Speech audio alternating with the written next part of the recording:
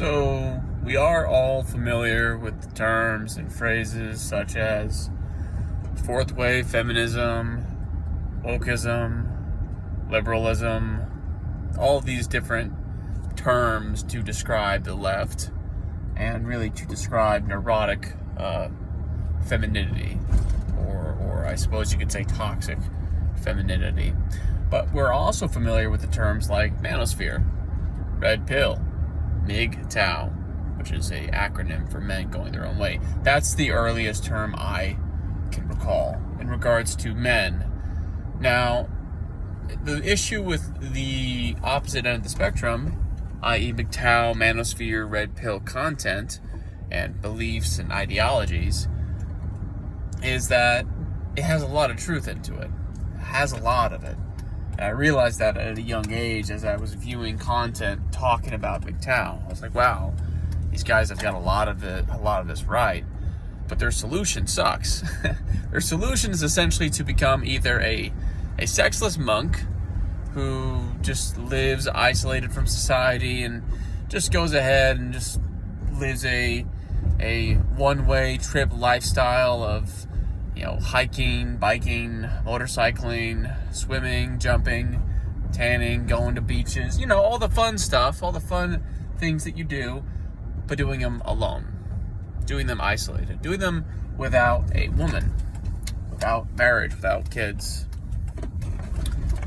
And for the longest time, when I had first discovered this content, I was like, I'm not satisfied with that answer. I yearn to be married. I yearn to have a wife. I yearn to have kids. It's in my blood. It's in my DNA. It's in my bones. I will not be turned away from this goal of mine in life. Now, as I have continued to view the depths of how far the narrative has gone to despise men and to make women despisable, I've realized that it's extremely unlikely that this all just happened on accident. It's very unlikely. And then I sort of realized there has to be someone out there who is manipulating the masses of people. Someone out there who has access to and control and influence over social media, over media in general. And someone is trying to create an artificial rift between men and women. That's what it seems like. That seems a far more plausible possibility to me than men and women are just naturally becoming hostile towards each other. Because the fact is that if you put a guy and a gal in a room together, and they're both healthy, fit, similar age, and they're not in a relationship, they're going to get along with each other pretty well. And if you keep putting them in a room with each other over the course of a year, they're going to be very interested in each other. Very interested. And that's normal. And that's healthy. And that's good. That's very good.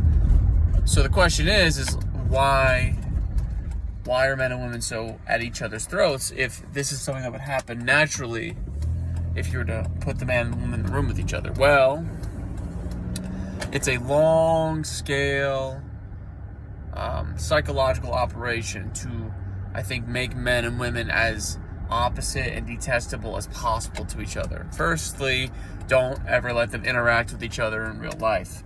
Every time they do interact with each other in real life, make grave consequences for both the man and the woman. Tell the woman that she's likely to be attacked, she's likely to be assaulted, she's likely to be abused, she's likely to be harassed by any man that she comes across in public. This will build a type of guard that the woman puts up every single time she goes out in public and she talks to and hangs out with men. The only men she would ever tolerate are the upper echelon of men in regards to attractiveness and hierarchical structure, okay? As for how you have the men deal with the woman, tell the man that the woman is going to accuse him, the woman is going to hate him, the woman is going to falsely accuse him, the woman is going to detest him, the woman's going to be creeped out by him, the woman's going to spread lies about him. Tell the man that the woman is going to destroy his reputation. And then create a bunch of scenarios in the media where it happens, and then you just hyperly fixate on those scenarios for months and months and do it over and over and over again. And before you know it, you're going to have yourself a mass conspiracy, and it works. And I think we have a clear sign that it has been working for a long time. Because frankly, I was tricked by it. I had a huge bottom of detestability towards women for years because I saw the potential destruction that could happen to me as a man. And I thought to myself, that's not fair. And it kind of built me this victim mentality without me even being aware of it. So don't take what you hear about the dichotomy between men and women. It's not so black and white. There's a lot of moving parts. Be careful. Be careful what you listen to. Trust me, you want to be careful. You have no idea what you might stumble across or come upon, or you don't know. You need to be careful. There are people out there at high power, high thresholds of control who hate you, who despise you, and want nothing but suffering and pain upon you. I have no reason as to why this is, other than that I see the fruits of it. It's a sad reality, but I think there's a lot of evidence to support it. I think this makes a lot more sense than men and women are just naturally hating each other. That doesn't make sense to me. Even if you create an artificial dichotomy of hatred between men and women, biology and DNA are going to overrun those things if you can allow biology and DNA to do it. So it's really interesting, and I think it's very scary. Basically, the point of what I'm trying to get at here is that if you're a guy, don't be afraid of getting married. Don't be afraid of finding a gal and treating her like a human being and talking to her and having a conversation with her and starting a family with her. Don't be afraid of doing that. If you're a gal, don't be afraid of looking at a man and realizing that he is a human just like you are. He thinks, he feels, he cries, he envies, he hopes, he dreams, he dares, just as you do.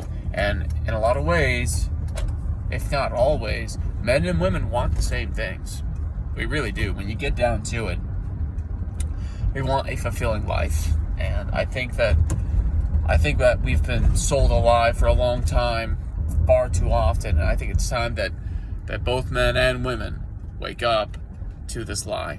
We can't keep buying it. We can't keep jumping right into it. We have to start waking ourselves up and start becoming critical of the information we allow ourselves to be influenced by on a day-to-day basis. We have to, because there are real dark powers out there that really are trying to destroy